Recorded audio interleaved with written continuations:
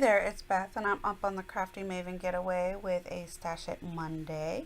And I have this Cocoa Vanilla Wild at Heart, and I only have like 3 to 4 sheets of this paper left. But it has been sitting in my stash because I haven't wanted to use it because it's too beautiful. And I decided, okay, it's time to go ahead and use it since I've had it for a while. And it does me no good sitting in my stash. I decided to go with a grid format. It is my go-to when I'm just not quite sure what I want to do. And I am using these photos of when the baby was a baby. He's no longer a baby because he just turned 4. Um, but they're just so cute. And I really wanted to document like his little chunkiness and his hands and um, just him. And what you see me doing here is going through more stash.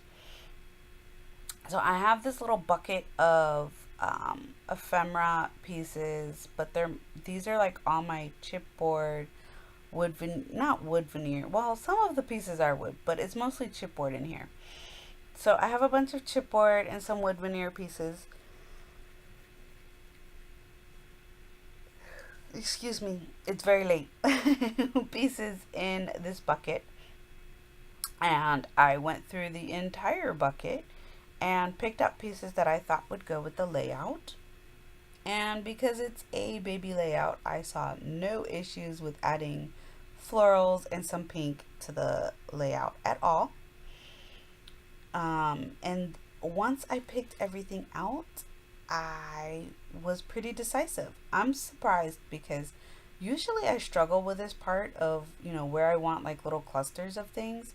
But for this layout, for some reason, it just came together really, really quickly for me.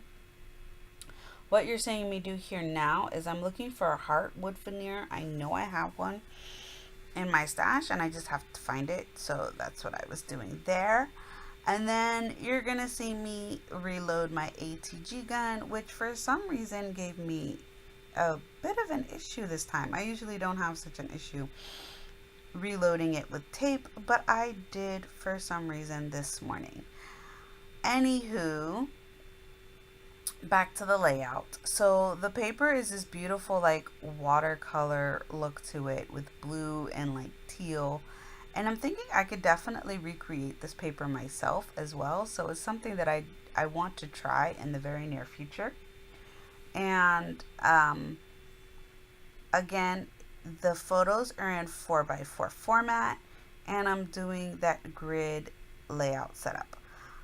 Sometimes I scrap with only one photo, but I do prefer to add more than one photo on my layouts, and I am really trying to get this baby album done this year. That I think is my goal when it comes to scrapbooking, is to complete this baby album. I don't know what is wrong with me and baby albums, but they are always done years later after my children are born.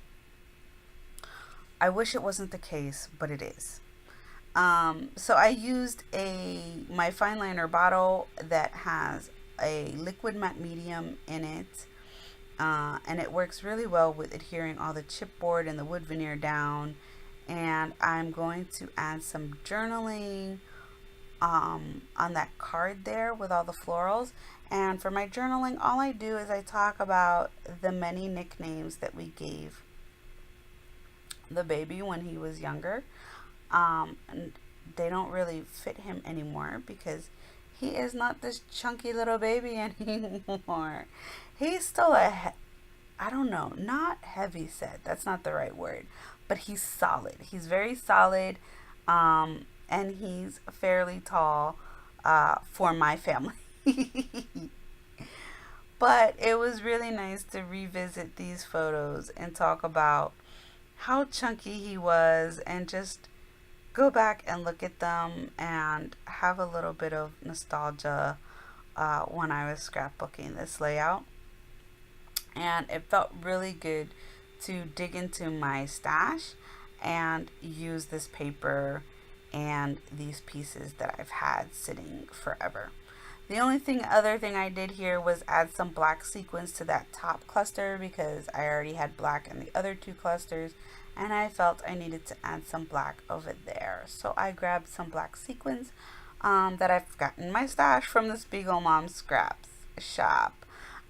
Thank you so much for watching, and I really hope this layout inspired you.